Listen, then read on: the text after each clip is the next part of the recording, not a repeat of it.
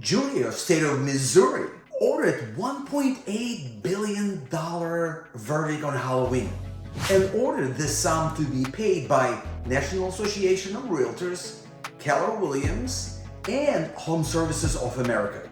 Jury believes they conspired to maintain high commission rates because of their business practices. NAR plans to appeal it, and it's going to take years until the final outcome is reached. Let's look at this matter closely. What this commission lawsuit is about. Traditionally, this is how the business was done. Sellers would pay a commission, and they will offer compensation to a buyer's agent. Now, if we look at the transaction, there are two sides of the transaction. There is a listing agent, and listing agent represents the seller, owes to the seller fiduciary obligations, and seller pays commission to the listing agent. At the same time, there is a buyer's agent that represents the buyer. So the role of the seller is to get the best deal, best possible terms for the seller, and the buyer's responsibility is to get the best deal for the buyer with best terms. So now here's the conflict. The seller pays for both. So technically the seller pays opposing counsel to negotiate against themselves. That's how the entire case got started.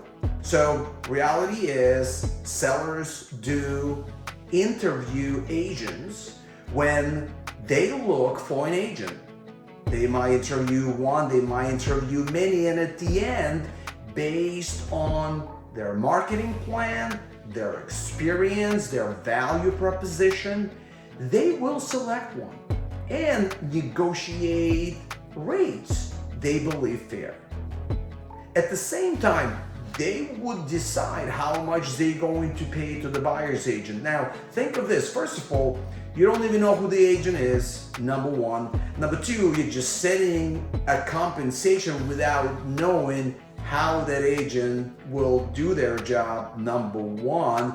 It might be, well, let's just call it a lousy agent, or it might be a rock star, but they're getting compensated the same, and the seller has no control of it at the end. They just give it a lump sum. Now, let's look at it from the buyer's perspective.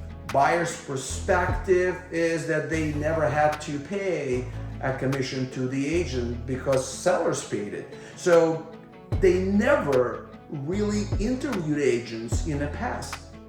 Unless you've done multiple transactions and you have an established relationship, what happens in most cases, buyers will just meet somebody and that's their first experience, and that experience continues on. So they don't interview the agent. Now think of it now, how this whole case is going to play out.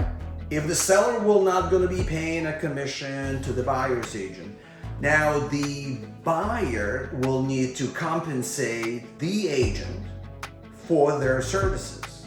What's the possible outcome of this? Well, there are a few. First one, buyers will be interviewing agents for the job.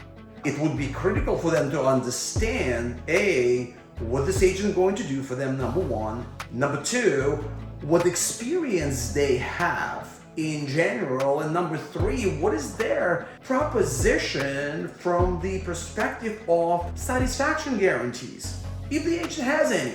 And then they will negotiate the rates. How this will impact industry? Well, this is not an immediate change, but I can say with certainty, this change will develop over time with something that we call seller's agency and buyer's agency, where technically each party represented by an agent and each party pays their agent for their services. Now, I get it. Prices are high, buyers need money for down payment, they need money for closing costs. Now there is an added expense of paying an agent. And this is where the knowledge of the agent comes in that works with the buyer. You really need to have an agent that understands the logistics of the transaction, number one. Number two, understand how the deal should be structured. And number three, has negotiating skills to guide the buyer through the transaction. This is just a tip of the iceberg. There is more to come. This is just the beginning of the transition and change. So stay tuned for our future updates. We'll see you then.